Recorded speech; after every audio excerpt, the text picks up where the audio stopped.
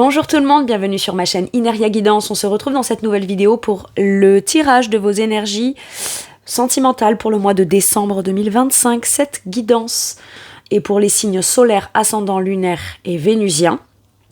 En description sous cette guidance, je vous mets tous les tarots et oracles que j'utilise, ainsi que mon lien pour celles et ceux qui souhaiteraient réserver une guidance privée avec moi. Ainsi que le temps, voilà, vous pouvez passer l'intro et aller directement à votre tirage.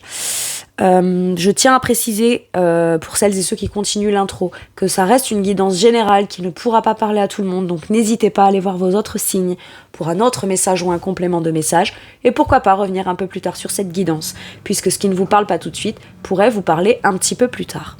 Voilà, j'en ai terminé avec mon intro, je vous fais plein de gros bisous, et je vous dis à tout de suite pour votre guidance. À tout de suite. Allez, c'est parti, nous allons découvrir pour qui sera cette guidance. Elle sera pour les Gémeaux. Bienvenue mes Gémeaux sur votre guidance sentimentale. J'espère que vous allez bien. Allez mes Gémeaux, je vais commencer par aller voir où est-ce que vous en êtes, vous personnellement, dans votre situation sentimentale. Comment vous vous sentez, qu'est-ce qui se joue en vous. Voilà, je vais aller voir vous dans votre situation, que vous soyez célibataire ou en couple, hein. On est bien d'accord. Allez. Qu'est-ce qu'on me dit sur mes Gémeaux dans leur domaine sentimental? Ouh. Attendez, vous savez quoi? Je vais aller chercher la troisième. Page de bâton, 6 de pentacle, et ben voilà, impeccable. Eh ben, alors, on est sur, eh ben voilà, célibataire. Alors, soit vous rencontrez quelqu'un, peut-être que vous ne connaissez pas encore, mais vous vous sentez prêt et disposé, suffisamment équilibré pour vous mettre à disposition.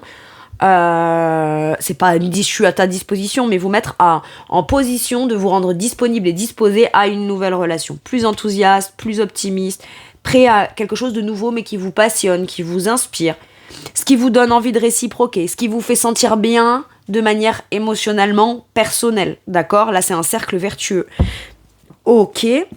Alors, nous avons là cette énergie de rencontrer quelqu'un avec qui on sent, dès le début, de manière optimiste, positive et très spontanée. Ça vous met tout de suite en joie. C'est comme, intérieurement, il peut y avoir comme un truc où vous sentez que tout ce que vous réciproquez, tout ce que vous partagez, donnez, il y a peut-être des gens qui y sont sensibles, qui y répondent, qui admettons, voilà, c'est ok, je sors, j'essaye de m'amuser, j'essaye de, en tant que célibataire, de me rendre disponible à quelque chose spontanément, voilà, sans y mettre trop d'enjeux, sans trop me prendre la tête. Là, il y a ce truc qui se déclenche en vous, peut-être d'un désir, j'ai un nouveau désir, tiens, j'ai envie de rencontrer quelqu'un, mais pas n'importe qui.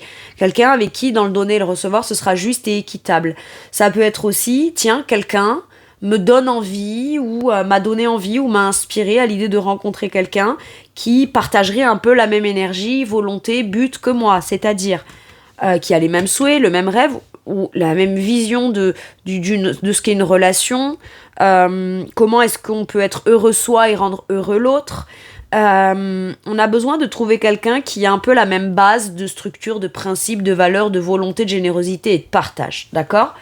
Et peut-être que ce qui vous anime, c'est de se dire très bien, je vais pas renoncer, ou je vais pas ne pas me lancer dans une, ou me mettre ou me rendre disponible à une nouvelle relation. Ça me met en joie d'envisager le fait que je puisse rencontrer quelqu'un avec qui j'ai envie de partager, mais qui partagera exactement les mêmes choses que moi. Ça me donne envie, ça me motive, ça me procure un sentiment d'optimisme, de joie, voilà, il y a quelque chose comme ça. Ça, c'est peut-être quelque chose qui s'allume en vous avant de rencontrer quelqu'un, et parce que ça s'allume, tac, ça vous met tout de suite en mouvement, dans l'idée de se dire, ok, je sors, ok, je vais aller saisir des occasions et des opportunités d'invitation, ok, je vais me rendre dans des endroits où moi ça me fait plaisir, ça me met en joie.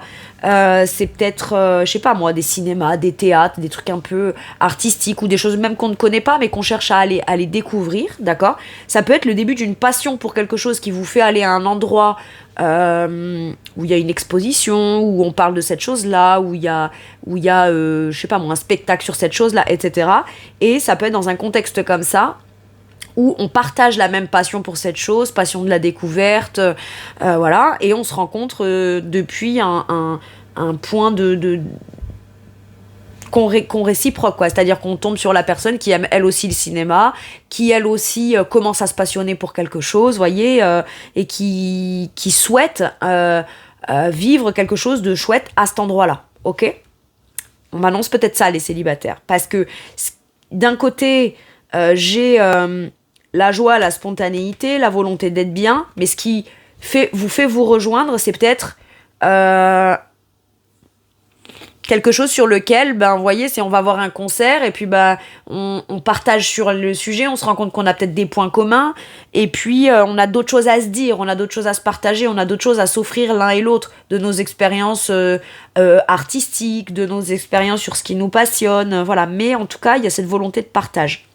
Pour les couples, là, il peut y avoir une proposition ou une négociation ou quelque chose qui réussit dans une négociation et on peut enfin commencer à démarrer de manière joyeuse, spontanée et pleinement. On le vit comme on a de la gratitude, on le vit comme un cadeau.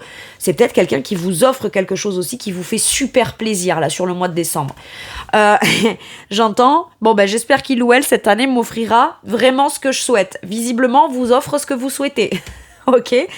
Mais parce que vous faites peut-être aussi un cadeau en commun, d'accord ? Là, par exemple, notamment, je pense à Noël, d'accord ? On va s'offrir quelque chose en commun qui est de l'ordre d'un rêve qu'on a tous les deux. Et je sais pas, ça ravive une passion, ça ravive la flamme, ça ravive un truc optimiste. Alors, ça peut être un gros projet qu'on va commencer à mettre en place sur le mois à partir de 2026, hein. Mais comme un voyage, ça peut, on va faire un voyage ensemble ou alors tous les deux on se fait le cadeau d'investir chacun nos deniers, on a trouvé un terrain d'entente, on a fait des compromis, on a négocié certaines choses, on tombe d'accord et on s'offre pour Noël l'idée de se dire qu'on va commencer ce nouveau projet, ce nouveau départ, etc. Ok. C'est peut-être quelqu'un aussi qui va vous proposer quelque chose. Si vous êtes en couple, mais pas encore, je sais pas, on n'habite pas encore ensemble, on aimerait mettre quelque chose en commun et vous le souhaitez, bah, ça peut être cette personne qui vous offre ça ou qui vient vous dire ok, à partir de maintenant on va le faire, ou si ça te dit, vous voyez, c'est quelqu'un qui vous propose quelque chose ou qui vous offre quelque chose. Le 6 de denier, c'est de la générosité, c'est du partage. C'est ce qu'on donne, c'est ce qu'on reçoit, et ce qu'on reçoit, bah, c'est à hauteur de ce qu'on donne. Peut-être qu'on se reconnaît soi-même de manière concrète aussi un petit peu plus à sa juste valeur. À partir du moment où soi-même on se reconnaît à sa juste valeur, on sait ce qu'on sera en mesure d'accueillir, d'accepter ou pas.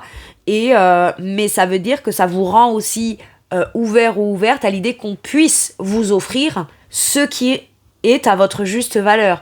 Et c'est peut-être ça aussi qui change. Et du coup, bah, vous vous rendez compte peut-être que ça vous procure un sentiment de joie de rencontrer quelqu'un ou d'être avec quelqu'un qui, soit enfin, soit à partir de maintenant, vous apporte ce que vous avez peut-être souvent souhaité, et c'est maintenant que vous vous sentez comme réalisé, exaucé, béni, gâté, parce que là c'est un cadeau que vous recevez aussi.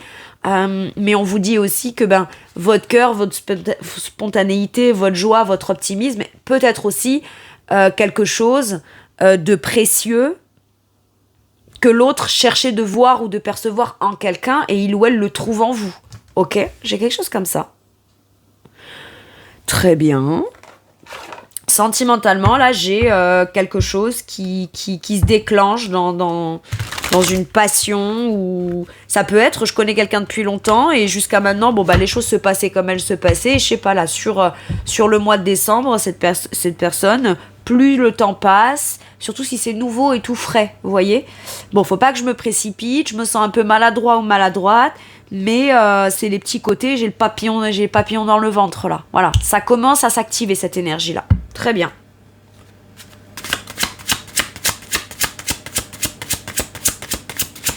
Allez, comment évolue votre situation ? 10 de bâton, il y a quelque chose qui pesait, on est sur la fin d'un cycle lourd. On arrête de prendre sur soi, on arrête aussi de se restreindre dans ce qu'on a envie d'extérioriser, d'exprimer, la façon dont on veut faire les choses. Ça peut être, par exemple, voilà, moi d'ordinaire, je suis quelqu'un d'assez spontané, je peux être surprenant ou surprenante. Je peux être plutôt entreprenante. Bon, ça fait peut-être longtemps que j'ai pas fait ça ou que je l'ai pas fait comme ça ou que quelqu'un ne m'a pas donné l'envie de faire quelque chose parce que je ressentais pas cette petite flamme à l'intérieur. Et là, j'ai l'impression que c'est quelque chose qui commençait à vous peser dans le temps et ça s'arrête. Maintenant, ça peut être aussi, voilà, j'ai envie d'entreprendre des choses nouvelles qui pourraient sembler un peu folles vis-à-vis de cette personne. Mais je me restreins. J'ai tendance à contenir cette énergie, à la porter et à pas la... Voilà, je la porte, j'essaye de la contenir, j'essaye de me contenir pour peut-être cadrer. Mais ça, c'est trop lourd pour vous. Et là, j'ai l'impression qu'il y a comme la libération de quelque chose comme ça. Ok.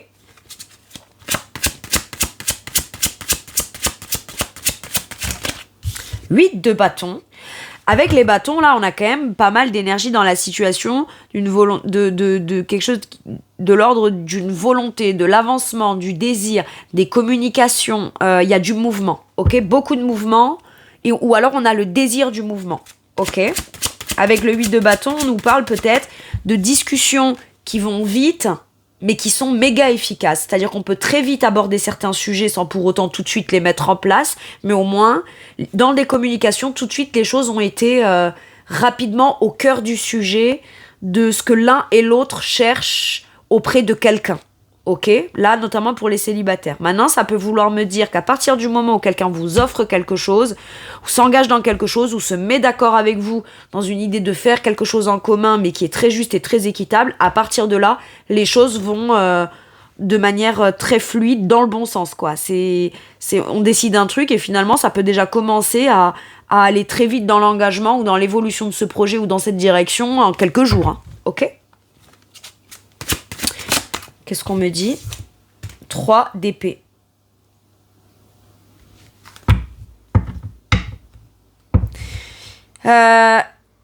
J'ai l'impression qu'on souhaite quelque chose, mais qu'on a peur d'être déçu.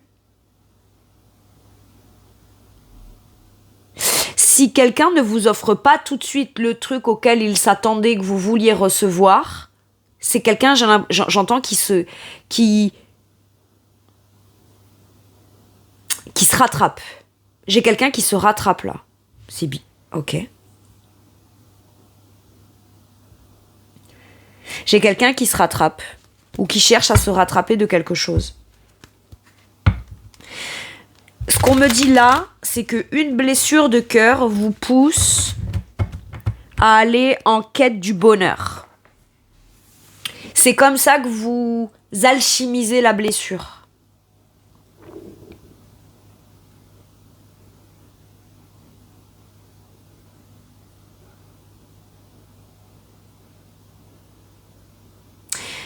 Vous comprenez quelque chose lié à l'idée, le ressenti de la blessure de cœur ou la réflexion, ou surtout la peur d'être blessé aussi. Ma peur d'être blessé ne m'empêchera pas ou ne m'empêchera plus de croire en ce que je souhaite. Ce que je souhaite peut directement être corrélé à l'idée de bah oui, mais si je le souhaite et que je me sens réalisé et que je me sens dans un idéal émotionnel, évidemment que c'est là que la blessure peut aussi se produire. Mais si la blessure peut se produire, c'est parce qu'on vit quelque chose de chouette. On tire une espèce de conclusion comme ça qui se dit, du coup, ça vaut la peine. Il y a quelque chose qui vaut la peine. Ou toute la peine que j'ai eu vécue valait la peine pour trouver après cette volonté, ces souhaits, me retrouver moi émotionnellement dans une forme de bien-être. Parce que j'ai été blessée par le passé, aujourd'hui je suis capable, en rencontrant quelqu'un ou si j'ai un partenaire, de lui exprimer ce que je souhaite afin de ne pas être déçu. Ce qui ne veut pas dire que c'est cette personne qui serait décevante, mais moi, personnellement et intimement, pourrais être déçue d'avoir des attentes, soit que je n'exprime pas, soit que je ne priorise pas, soit que je ne mets pas en avant. La meilleure façon de m'assurer de ne pas être déçue, c'est de tenter de vivre ce que je souhaite, ou d'exprimer, ou d'extérioriser, ou de pleinement assumer émotionnellement ce que je souhaite vivre. Ok.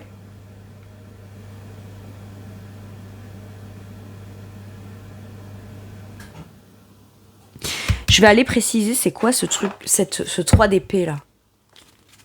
J'ai l'impression qu'on souhaite peut-être guérir d'une blessure.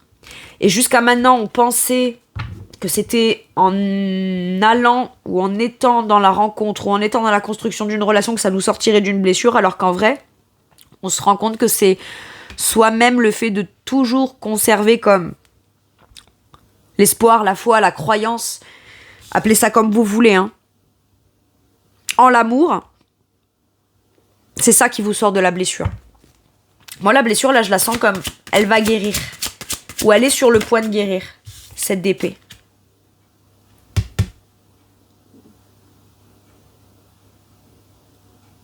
Est-ce que pour certains et certaines, vous avez l'impression que soit ce qu'on vous offre, ce qu'on vous propose, ou ce qui se passe, ou la rencontre, c'est trop beau pour être vrai, donc vous auriez tendance à fuir, parce que si c'est trop beau, je vais forcément être déçu, donc je préfère fuir. Ou alors j'ai peur qu'on me raconte des mensonges, ou qu'on me trahisse. Alors qu'au départ, on m'a offert quelque chose d'exceptionnel, de génial, etc. On a peur que ce soit que des blablas.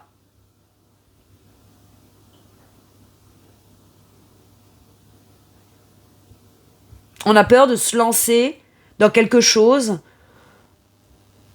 8 de bâton me parle de mouvement vers l'avant, mais vous pourriez me dire, ouais, mais j'ai peur de me précipiter dans quelque chose, alors que pour autant, si vous n'y alliez pas, ça vous pèse. Qu'est-ce qu'on vous conseille, là? Le monde. Bah déjà, d'être fier de vous, et peut-être de vous ouvrir et commencer ce nouveau cycle. On vous conseille de vous ouvrir. De démarrer ce nouveau cycle. D'achever un ancien cycle pour en démarrer un nouveau. Si vous sentez qu'il y a des choses qui sont pas dites, qui sont un peu fuies ou quoi, à vous d'ouvrir le sujet visiblement et de pourriez être fier de vous, de dire, ben voilà, j'ai abordé un sujet sur quelque chose, que cette chose se révèle être factuelle dans les faits ou juste, vous, vos peurs, qui auraient l'impression de percevoir ça, ou voilà, ben allez le clarifier en fait.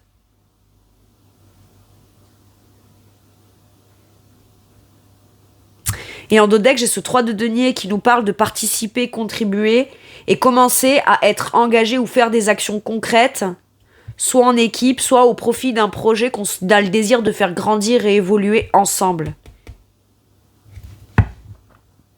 Mais vous me dites que c'est un risque.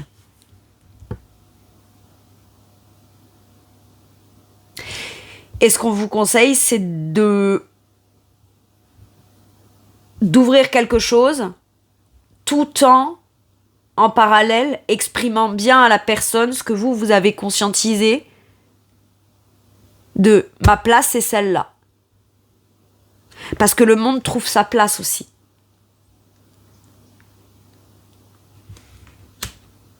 Le monde conscientise qu'il a sa place dans le monde, ou dans le monde qu'on est en train de commencer, de démarrer, ou dans ce qu'on est en train de clôturer pour commencer dans un nouveau départ, un nouveau cycle, un nouveau projet. Mais on réaffirme sa place et sa position là-dedans.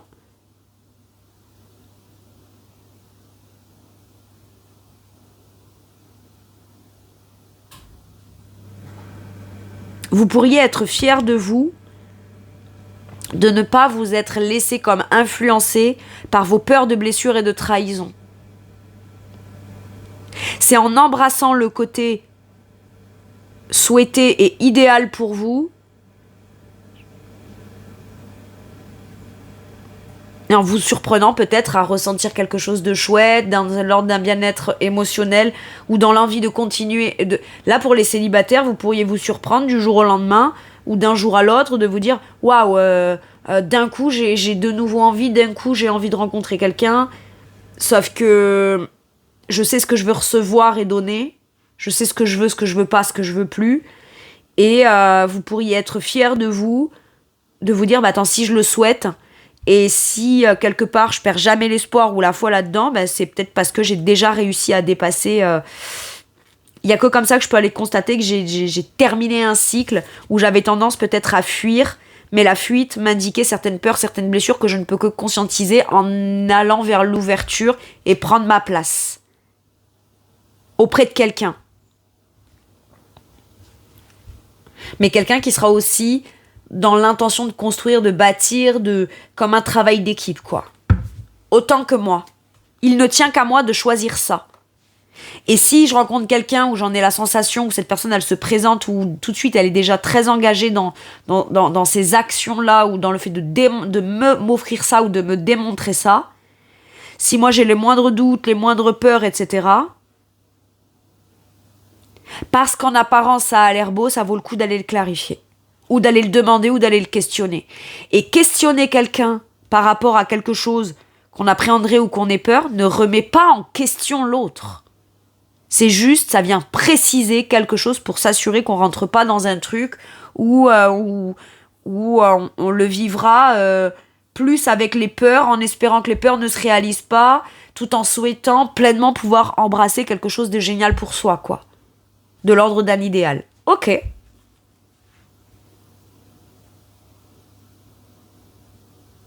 Très bien. Je vais aller chercher une énergie là pour les célibataires. Le fou, vous prenez un nouveau départ. Vous vous lancez. Vous rêvez. C'est le rêveur, le fou. Le fou, c'est celui qui lâche prise et qui dit allez hop, j'y vais, je me lance.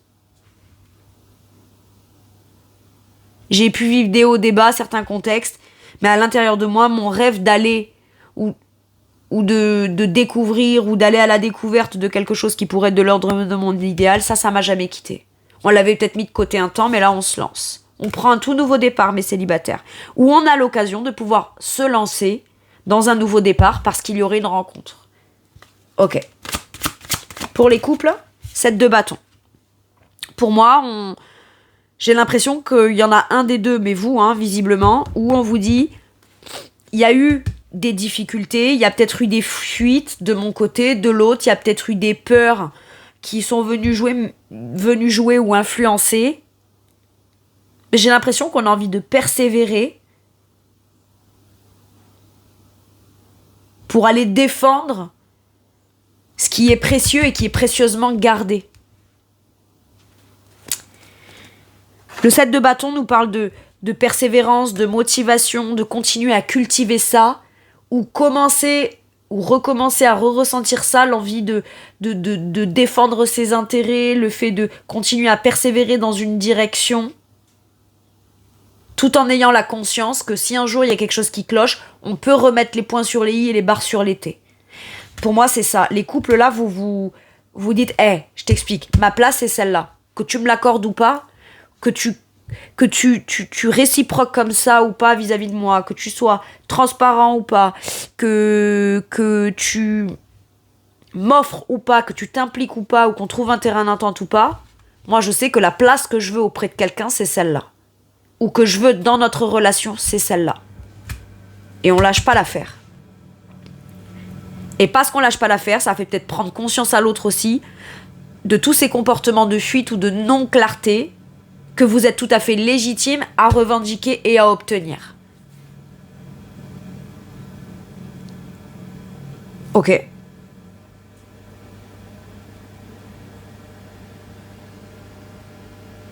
Pour certains et certaines, c'est pas l'un ou l'autre là qui avait eu des problèmes de blessures, etc. C'est les deux dans votre couple qui avaient eu des blessures.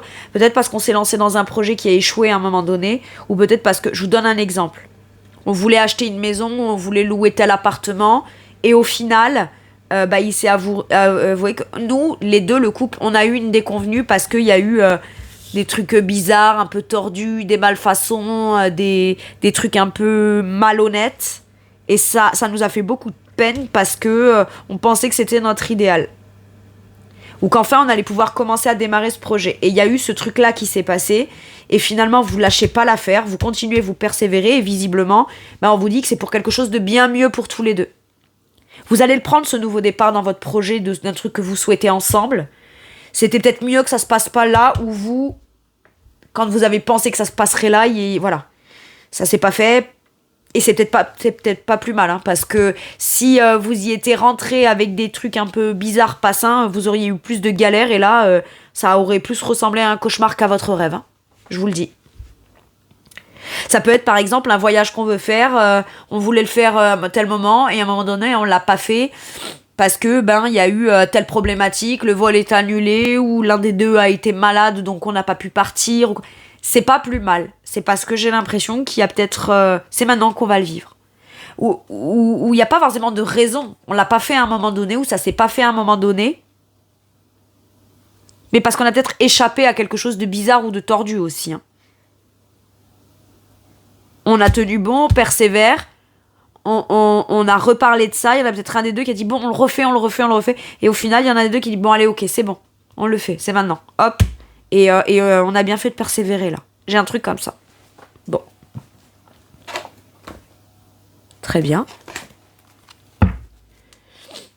Mais célibataire, quelle est l'énergie, l'état d'esprit ou ce que pourrait vous dire la personne que vous allez rencontrer? Égoïste?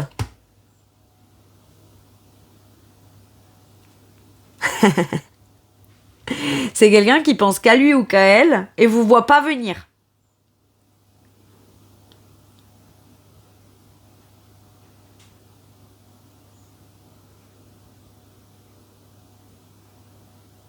Ah, j'ai autre chose. Quand vous rencontrez quelqu'un, ou quand vous rencontrez cette personne, peut-être qu'on a déjà eu un écho de vous et que certaines personnes ont dit des choses sur vous si vous vous rencontrez par le biais de personnes interposées. C'est quelqu'un qui vous pense égoïste. Vous savez, c'est un peu comme ces gens qui se rencontrent qui disent au départ, surtout les amis. C'est ma meilleure amie aujourd'hui, mais au départ, je pouvais pas la blairer, ou alors, je sais pas, je l'aimais pas, ou il y a un truc comme ça. Mais parce qu'on s'était fait un avis, un préjugé, ou quelque chose. J'ai un truc comme ça, et cette personne pourrait vous en parler en disant, tu sais qu'au départ, je pensais que t'étais quelqu'un qui s'en foutait de tout. Mais après, le fou, il a une attitude, allez, salut, hein. Il peut très bien partir, allez, salut, moi j'y vais, hein. Qui même me suivent, hein. Qui même me suivent, mais c'est méga égoïste, toi tu veux absolument qu'on te suive, bah oui. Mais c'est pas contre toi, c'est pour moi. Mais qu'est-ce qui vient bloquer chez cette personne qui voudrait intérieurement se libérer de quelque chose sur lequel il ou elle a le préjugé de si j'ose avoir cette attitude-là, ou l'attitude de mon ou ma Gémeaux en face, là, la personne que je rencontre, vient précisément me montrer ce sur quoi moi je suis incapable de me choisir. Ok. Alors après, est-ce que c'est cette personne qui est égoïste ou qui peut vous dire qu'il ou elle est égoïste? L'égoïste heureux. C'est peut-être quelqu'un qui peut être dans une énergie d'égoïsme où viens, on pense qu'à nous et puis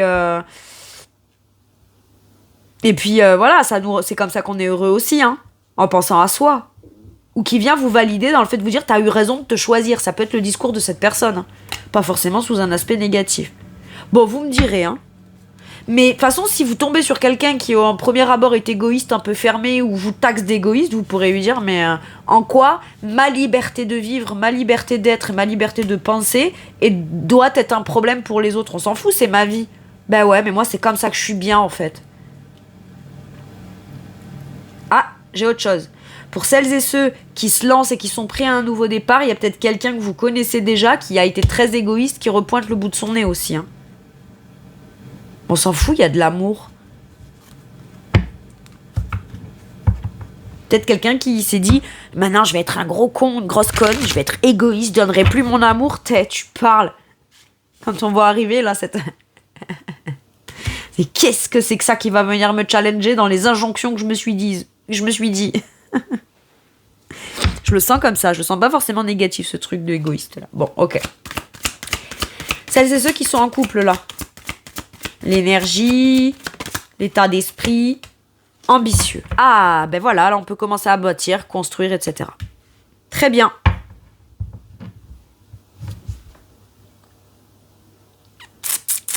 Ouais, 8 de bâton, 7 de bâton, j'ai envie de me dépasser. Mais vous voyez, quand je vous disais, il y a quelqu'un qui veut se rattraper aussi, ou qui veut rattraper un truc qu'on n'a pas pu faire ensemble. J'ai un truc comme ça. Mais on a des ambitions, on cherche à atteindre un but, un objectif, quelque chose là. Si un temps on n'a pas pu s'occuper de manière très impliquée et investie ou faire avancer un projet qu'on avait en commun, j'ai l'impression que là, c'est ce qu'on ressort du placard et qu'on repriorise à partir du mois de décembre. Ok.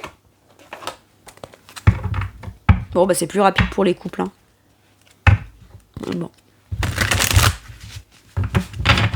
Allez, un dernier message ou un dernier conseil avec celui-ci. Qu'est-ce qu'on vous dit? Hop, attendez, je vais cacher la carte parce que sinon...